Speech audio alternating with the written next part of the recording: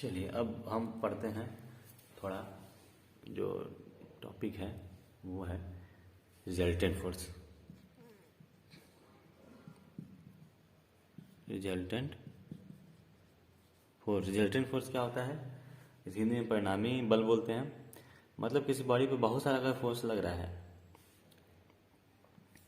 कोई बॉडी है, यहाँ पे F1 लगा, F2 लगा, इधर से F3 लगा रहे हैं, वो लगा रहे हैं, बहुत सारा फोर्स लग रहा है। इसमें वेट भी है, इसका W है। अब बहुत सारा फोर्स लग रहा है। इस फोर्स का सारे फोर्स का हम लोग एक निचोड़ निकालें। मतलब ये सारा फोर्स लगा, कोई इधर ढकेल रहा है, कोई इधर दौड़ा रहा है, कभी उधर फेंक रहा है, इधर आखिर फाइनली फोर्स जो है किस डायरेक्शन में, मतलब फाइनली इसका इफेक्ट है किस डायरेक्शन में होगा, आ रहा समझ में आप लोग को? फाइनली ये किस डायरेक्शन में इसका फोर्स लगने वाला है और कितना फोर्स लगने वाला है। अभी F4 इधर लगा रहा है तो इधर से F2 उसको रोक रहा है, इधर F3 लगा रहा है तो F1 उसको रोक रहा है। मतलब कहीं से कोई खींच रहा है, कोई ढकेल रहा है, इस टाइप से। वाला समझ में नहीं आ रहा है कि इसमें फाइनली फोर्स कितना, मतलब वही सारे फोर्सों का एक की सिंगल इफेक्ट क्या होगा। अब समझ में आएगा बॉडी जाएगा कहाँ, इधर घूमेगा, इधर जाएगा, इधर जाएगा, किधर जाएगा। तो सारे फोर्सों का एक सिंगल इफेक्ट जो होगा वही इसको क्या बोलते हैं, परिणामी बोलते हैं या फिर रिजल्टेंट फोर्स बोलते हैं। छोटा सा एग्जाम्पल लेते हैं। यहाँ पे कोई बॉल है, ये कोई 10 न्यूटन से इसको खींच रहा है, इधर कोई इसको 6 न्यूटन से खींच रहा है। तो बॉडी अब कहाँ जाएगा फाइनली, आपको क्या लग रहा है? आप कॉमन सेंस लगाइए, किधर जाएगा बॉडी? सर तो इधर जाएगा। सर तो कैसे जानेंगे? आप कैसे जानेंगे किधर ही जाएगा? सर ज़्यादा फोर्स है, इधर कम फोर्स है। तो आप तुरंत जानेंगे कि एकदम सिंपल दिख रहा था भाई, इधर 10 है, इधर 6 खींच रहा है, तो ज़्यादा इधर खिंचाएगा बॉडी, इधर जाएगा। आप फट से बोल दिए, है ना। लेकिन अगर मैं बहुत सारा इसमें फोर्स लगा देता, अब बोलेंगे सर कि इधर से खींचा तो क्या 10 न्यूटन से खींचाएगा क्या? ये बोलेंगे नहीं सर। क्यों? पहले इधर से 6 न्यूटन से क्या कर रहे हैं इसको लोग, कोई खींच रहा है इसको, तो पूरे बल से इधर नहीं खिंचाएगा। कितने बल से खिंचाएगा? तो सिर्फ और सिर्फ 4 न्यूटन बल से ही आगे खिंचाएगा। तो मतलब इसका जो रिजल्टेंट फोर्स है 4 न्यूटन है। मतलब इतना ही ये इफेक्टिव फोर्स है। इसका इफेक्टिव फोर्स कितना है? 4 न्यूटन ही, क्योंकि 6 न्यूटन इधर खींच लिया। तो कैसे जान गए आप? ये अंडरस्टूड, आपको दिख गया कि इधर जा रहा है, इधर से माइनस कर दिया, आपको सिंपल दिख रहा था, समझ में आ गया। वही अगर बहुत सारा फोर्स लगा देता मैं यहाँ पे, तो आप फिर कंफ्यूज हो जाते। आपको यही डिसाइड नहीं होता कि बॉडी पहले जाएगा कहाँ, इधर जाएगा, किधर जाएगा, किधर जाएगा। अभी तो आपको पता भी चला गया कि 4 Newton in the direction of, मान लो एक्स डायरेक्शन इसको मान ले हैं, तो एक्स डायरेक्शन में क्या होगा, ये मूव करने वाला है, इधर ही जाएगा। क्यों? क्योंकि हॉरिजॉन्टल फोर्स दिख रहा था आसानी से। तो आपको ये भी पता चल गया डायरेक्शन किधर जाएगा। दूसरा चीज आपको मैग्नीट्यूड भी पता है, माइनस कर दिया फट से। लेकिन यही अगर इस बॉडी को देखा जाए, इस बॉडी को तो आपको कुछ समझ में ही नहीं आ रहा है कि बॉडी जाने वाला कहाँ है। जो नेट फोर्स है कहाँ लग रहा है, इसको नेट फोर्स भी बोल सकते हैं, नेट फोर्स। और सबका एंगल अलग है, इधर से कोई इधर से। तो फाइनली फोर्स, नेट फोर्स कहाँ लगने वाला है, किस डायरेक्शन में लगे हो और कितना फोर्स इसमें नेट लगने वाला है, तो उसी को बोलते हैं रिजल्टेंट। इसके लिए कोई घबराने वाली बात नहीं, बहुत सिंपल फार्मूला है, उसको हम लोग देख लेते हैं। सब यूनिवर्सल फार्मूला पहले मैं लिख रहा हूँ, उसके बाद उससे थोड़ा बहुत ड्राइव कर लेंगे। सबसे यूनिवर्सल फार्मूला होता है रिजल्टेंट फोर्स निकालने का किसी भी सिस्टम पे, समेशन आर। रिजल्टेंट आर मैं शो करता हूँ अंडर इसको बोलता हूँ under root summation F X का square plus summation F Y का स्क्वायर। ये सबसे आसान, सबसे यूनिवर्सल जो फॉर्मूला है रिजल्टेंट फोर्स निकालने का, यही है। और टेन थीटा, अगर उसको एंगल भी निकालना है, एंगल अल्फा मानते हैं, टेन अल्फा उस रिजल्टेंट फोर्स का। अभी आप पता है ना कैसे हॉरिजॉन्टल में जाएगा, आपको मतलब आपको डायरेक्शन ही मालूम था, ये तो मैग्नीट्यूड हो गया। अब डायरेक्शन एंगल पता है किस एंगल पे वो लगने वाला है रिजल्टेंट, उसका नेट फोर्स जो है किस एंगल पे लगेगा, वो मान लो अल्फा है, तो उसका फार्मूला होता है, वो तो बहुत आसान है यार। क्या होगा? Summation F Y by summation F X. ये है आपका यूनिवर्सल, जहां पे where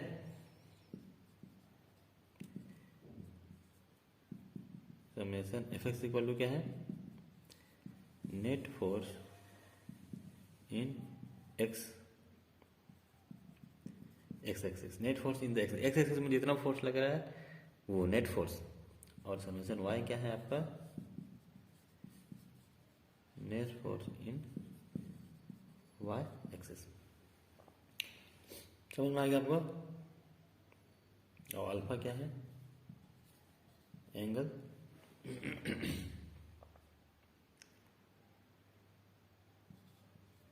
between resultant R and F x. Net force in the x direction और आर के बीच का जो एंगल है क्या है? अल्फा है। इसको मैं थोड़ा सा डायग्राम से आपको समझा देता हूँ। मान लो ये फोर्स था, बहुत सारा इसमें क्या लगा? फोर्स लगा, ऐसे ऐसे F1 F2 F3 F4 ऐसा। इसको मैंने क्या किया?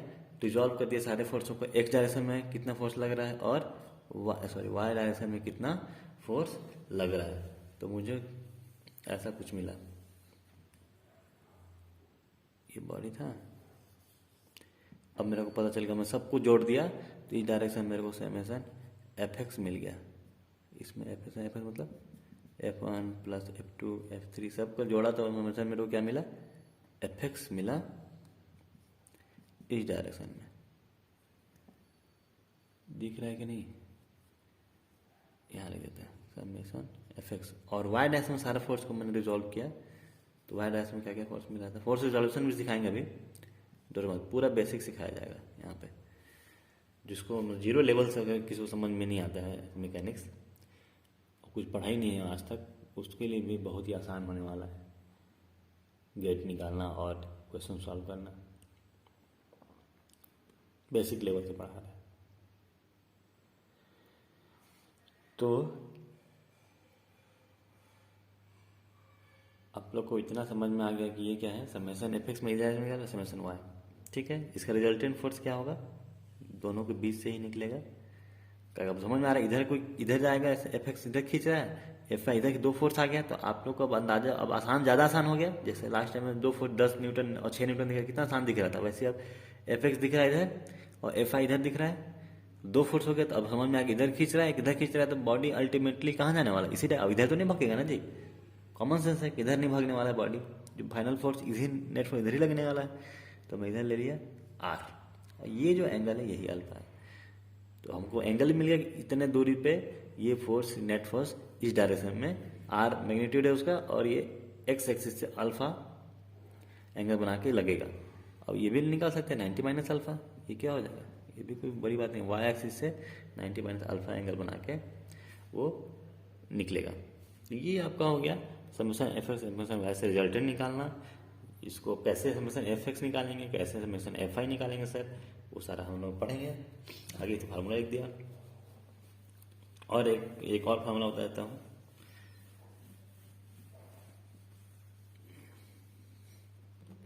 तो फोर्स एक और फार्मूला, अगर किसी बॉडी पे सिर्फ 2 फोर्स लग रहा है, उसके लिए मान लो कोई पॉइंट पे या बॉडी पे कोई एक फोर्स लगा F1 और इधर लगा F2, और दोनों एंगल का, ये खाली 2 फोर्स के लिए है। 2 फोर्स आप ले लेते हैं, रिजल्टेंट ऑफ 2 फोर्स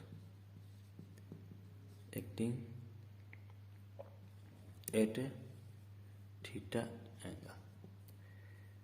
समझ में आ रहा है? ये सिर्फ वो यूनिवर्सल फॉर्मूला था। किसी भी क्या बोलते हैं उसको, किसी भी क्वेश्चन में और किसी भी तरह के क्वेश्चन में उसको आप लगा सकते हैं, कहीं भी किसी भी कोई भी कंडीशन में फोर्स वो फार्मूला लगेगा। लेकिन ये जो सिर्फ क्या है, एक ही पॉइंट पे लगना चाहिए, 2 फोर्स में लगना चाहिए, और दोनों के बीच में एंगल थीटा होना चाहिए, पता होना चाहिए, तभी जाके ये फार्मूला जो लगने वाला मैं बताने वाला हूँ जो रिजल्टेंट का। इसका भी समझ में आ रहा है आप लोग को? इसे रिजल्टेंट इधर ही जाने वाला होगा आर। अगर आर रिजल्टेंट है तो आर इक्वल टू होगा under root F1 square F2 square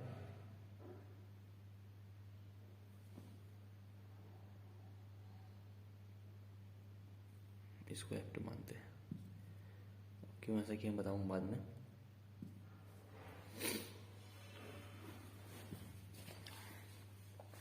और ये जो इसका डायरेक्शन है यहाँ पे अल्फा है, ठीक है।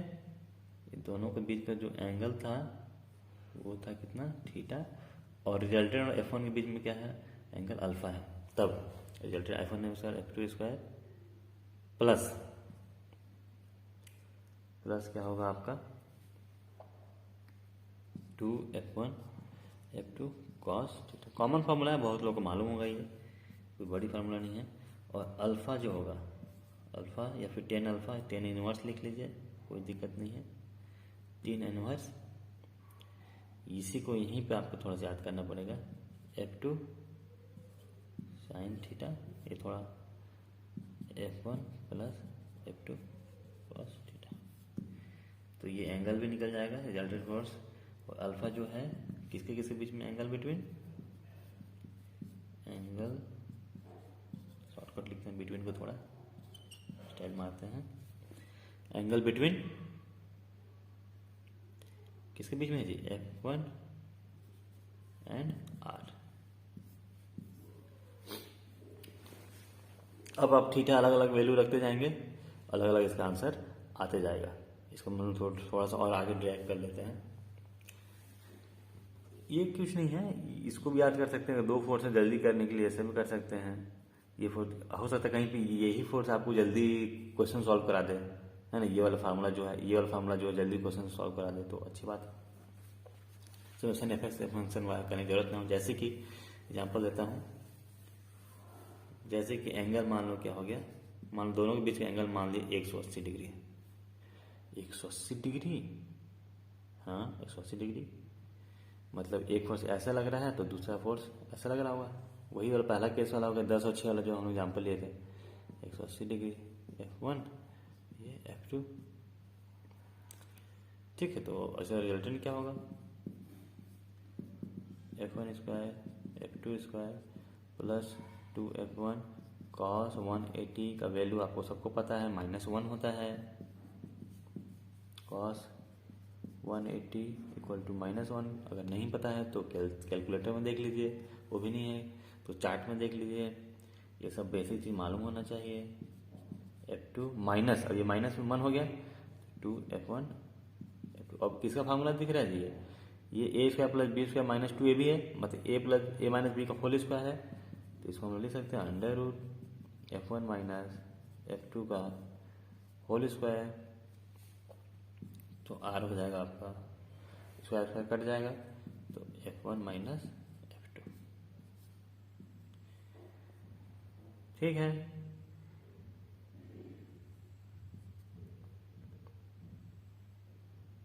तो मतलब F1 में से F2 घटा दीजिए, वही क्या हुआ, रिजल्टेंट फोर्स होगा। तो इसमें कोई शक नहीं। और डायरेक्शन क्या होगा, इन द जो ग्रेटर होगा उसी डायरेक्शन में क्या होगा, फोर्स लगेगा। तो आप अगर ऐसा आपको लीनियर फोर्स देखते, कोलिनियर मतलब एक ही लाइन में जो फोर्सेस हैं उसको आप डायरेक्ट देख के बना सकते हो। मान लो इधर मान लो 100 न्यूटन है, ये 50 न्यूटन, तो 50 में 100 घटा देंगे तो 50 ही बचेगा। और डायरेक्शन क्या होगा, in the direction of F1। अगर इसको मैंने कर दिया 25 तो क्या होगा, 30 कर दिया मान लो, तो ये ज़्यादा हो गया तो 20 लगेगा in the direction of F2। Minus कर दो, जब जो ज़्यादा उधर फोर्स लगेगा। ये आसानी से थोड़ा एक सिंपल क्वेश्चन, इसको जैसे भी कोलिनियर है, दोनों अपोजिट है तो माइनस कर देना, दोनों एक ही डायरेक्शन में तो क्या कर देंगे, प्लस कर देंगे, खत्म बात। वही कैसे आएगा, दोनों एक डायरेक्शन में होने के लिए क्या होना चाहिए, एंगल 0 एंगल होना चाहिए। यहाँ पर अगर आप 0 लगाते हैं तो ये 1 हो जाएगा। cos 0 क्या होता है जी, 1 होता है, cos 0 1 होता है, तो ये हो जाएगा प्लस, तो a और F1 प्लस F2 का होल स्क्वायर हो जाएगा। इसका आंसर हो जाएगा आपका F1 प्लस, दोनों को ऐड कर दो तो ये हो गया। एक होता है angle 90 degree, theta equal to 90 degree रखेंगे तो क्या होगा, तो इसको आप 90 डिग्री रख दो। मतलब कि 90 डिग्री पे क्या होगा, ये F1 है, ये F2 है। 90 डिग्री पर अगर वर्क कर रहा है, अप्लाई है। अरे ज़्यादा हड़बड़ी हो गया है क्या है? आराम से बनाओ, F1 F2 resultant R alpha,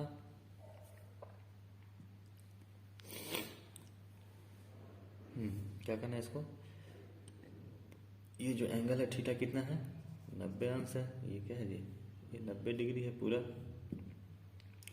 तो आप यहाँ पे क्या लिख देंगे, 90 लिख देंगे। 90 क्या होता है, cos 90 क्या होता है जी, कैसे देखना पड़ रहा है, क्या 0 होता है।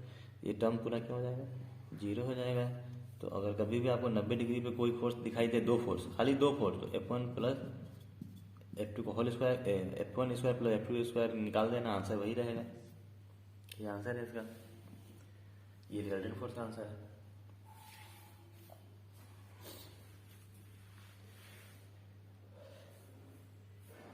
तो ये थोड़ा कुछ क्या हो गया, बेसिक फार्मूला हो गया। जब भी 90 डिग्री पे दो फोर्स लगेगा तो ये फार्मूला तुरंत लगा देना, F1 square plus F2 square, है ना। 0 डिग्री पे लग रहा है दोनों ऐड हो जाएगा, 180 डिग्री पे लग रहा है तो माइनस हो जाएगा, ठीक। तो दो फार्मूला मेनली यूनिवर्सल है, Fx वाला, Fs Fy वाला, और दूसरा क्या है F1 F2 2 plus cot theta वाला जो है बताया सेकंड में, वो है रिजल्टेंट फोर्स का। अब फोर्स रिजॉल्यूशन थोड़ा सीखते हैं, तभी तो आप लोग क्या करें Fx Fy निकाल पाओगे। फोर्स रिजॉल्व कैसे करते हैं, फोर्स रिजॉल्व कैसे करते हैं। मान लो कोई एक्स एक्सिस है, कोई भी एक्सिस है, मान लो उसको एक्स मान लिया और इस डायरेक्शन में क्या मान लिया जी, वाई मान लिया। अब एक कोई भी फोर्स, इस एक बॉडी है, पॉइंट है ए, इस पे इस डायरेक्शन में ऐसे लग रहा है, यहाँ पे दिखाया है हॉरिजॉन्टल से 30 डिग्री पे लग रहा है ये एफ। तो हम लोग अब इस ए एक्स एक्सिस है, तो हम उसको पता करना है कि ये इधर फोर्स लग रहा है कि इसका मतलब क्या है कि बॉडी को क्या करना है, मानो कि बॉडी है तो बॉडी को क्या इस डायरेक्शन में खींच रहा है, एक ही फोर्स दिख रहा है इसमें, इस बॉडी को इस डायरेक्शन में खींच रहा है। इस डायरेक्शन में खींच रहा है मतलब कहाँ बढ़ रहा है, एक्स डायरेक्शन में भी बढ़ रहा है, और मान लो ये बॉडी यहाँ से यहाँ आ जाता है खिंचा के, तो ये एक्स डायरेक्शन में बढ़ गया और वाई डायरेक्शन में भी बढ़ गया, है ना। दो डायरेक्शन बढ़ रही है, एक डायरेक्शन में भी बढ़ रहा है और वाई डायरेक्शन में बढ़ रहा है, ऐसे ले जा रहा है। तो इसका मतलब ये है कि इस पे जो ये फोर्स है, कुछ फोर्स इसमें एक्स डायरेक्शन में भी लग रहा है और कुछ फोर्स क्या लग रहा है, वाई डायरेक्शन में भी लग रहा है। आप लोग समझ में आ रहा है क्या कहना मतलब है, मतलब इसका कुछ ना कुछ कंपोनेंट एक्स डायरेक्शन में भी है और उसका कुछ कंपोनेंट क्या है, वाई डायरेक्शन में, तभी तो इधर ही भग रहा है ये। अगर ऐसा लगा है एक्स एंगल दिया 30, तो समझ जाना कि इसका कंपोनेंट एक्स डायरेक्शन में भी कुछ है और वाई डायरेक्शन में, तो उसका कंपोनेंट कैसे निकालें। तो उसके लिए हम लोग क्या करना, सबसे इजी तरीका है, जो एंगल है जिस एक्सिस से और एंगल बना रहा है, तो उस एक्सिस में उसका कॉस कंपोनेंट आएगा, कॉस थीटा कंपोनेंट आएगा। और जिससे वो एंगल नहीं बना रहा है, जिस मान लो एक्स वाई एक्सिस है तो वाई एक्सिस से एंगल नहीं बन रहा है, एंगल तो है यहाँ पे लेकिन हम लोग को एंगल यहाँ दिया है, तो उस एंगल को हम लोग एक्स डायरेक्शन में क्या लेंगे, कॉस 30, और वाई डायरेक्शन में क्या ले लेंगे उसी चीज को, साइन 30। तो मतलब अगर एंगल को देखना है, एंगल जिस एक्सिस से एंगल बना है, जिस एक्सिस से एंगल बना है उसका कॉस कंपोनेंट आएगा, जिससे नहीं बना है उसका साइन कंपोनेंट आएगा। समझ में आ रहा है, नहीं समझ में आ रहा है थोड़ा बहुत, चलो दिखाते हैं थोड़ा करके। अब तो इस डायरेक्शन में जो इसका जो बनेगा Fx जो बनेगा, इस डायरेक्शन में जो कंपोनेंट होगा तो हो जाएगा आपको F1 cos 30, क्योंकि इस एक्स एक्सिस से क्या लिया था वो एंगल बना है, एंगल किसका दिया हो, एक्स एक्सिस से, है ना। तो इस एक्सिस से जो हम लोग क्या बनाएंगे, जो कंपोनेंट होगा उसका कॉस कंपोनेंट ही आएगा। जिस एक्सिस से उसका एंगल बना है, इस एक्सिस से एंगल बनाया है तो उसका कॉस कंपोनेंट यहाँ पे लिख देंगे। तो Fy क्या हो जाएगा, F1, और बाकी उधर बचा जो क्या हो जाएगा, उल्टा डायरेक्शन में साइन बन जाएगा। सिंपल सी बात है, आए समझ में। अगर मैं इसी एंगल को क्या करता है, बदल के ये एंगल दे देता है 60, अब कैसा लगाओगे, अब ये सर 60 लगा तो क्या हम यहाँ पे इसको फिर से माइनस करके, या मान लो ये 45 है, या फिर मान लो ये 15 है, तो हम लोग जान जाएंगे सर ये तो 85 होगा फिर। लेकिन हमको एंगल नहीं निकाला, हमको पता बस इतना है, इसका एंगल कुछ नहीं पता है क्या है, ये बस पता है ये है वाई डायरेक्शन, ये एक्स डायरेक्शन। ये कभी दिमाग में मत रखना कि एक्स डायरेक्शन में हमेशा कॉस लगता है, वाई डायरेक्शन में हमेशा साइन लगता है, ऐसे दिमाग में मत रखना।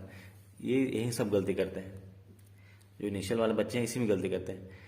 कंपोनेंट तोड़ना है तो पहले देखो कि जिस एक्सिस से भी वो एंगल बना रहा है उसका क्या होगा, कॉस कंपोनेंट होगा। वाई डायरेक्शन है बट यहाँ पे कॉस कंपोनेंट लूंगा मैं, क्योंकि ये जो एंगल है ये फोर्स का वाई डायरेक्शन से बना रहा है, तो जिस एक्सिस से वो एंगल बनाएगा उसका कॉस कंपोनेंट उसी डायरेक्शन में रहेगा। मतलब इस डायरेक्शन में आप लिखेंगे इसको F1 cos 15, सॉरी अभी तो आप एक्स डायरेक्शन में लिए थे, उस समय एंगल कहाँ बन रहा था, एक्स डायरेक्शन बन रहा था, इसलिए मैं कॉस कंपोनेंट एक्स डायरेक्शन में लिया था। अब एंगल बन रहा है वाई डायरेक्शन से, तो मैं कॉस कंपोनेंट कहाँ लूंगा, वाई डायरेक्शन में लूंगा। इस डायरेक्शन में हो जाएगा F1 साइन 15। तो ये आप लोग कंफ्यूज मत होना, ये डायरेक्शन हमेशा कॉस लेते हैं, वाई डायरेक्शन हमेशा साइन लेते हैं, ऐसा नहीं है। एंगल जिस भी एक्सिस से बनेगा उस तरफ कॉस कंपोनेंट होगा और उसका अपोजिट में क्या होगा, हमेशा। अब ये 90 डिग्री पे होना चाहिए ना, ये हमेशा 90 डिग्री पे ही होगा, 100 है, उसके 90 डिग्री पे जो कंपोनेंट होगा वो क्या होगा हमेशा।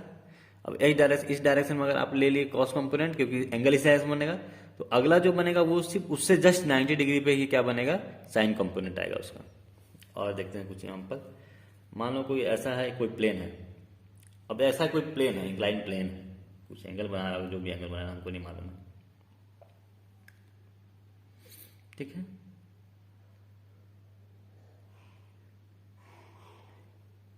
अब एक छोटा सा बॉडी है, अब इस पे एक फोर्स लग रहा है F1,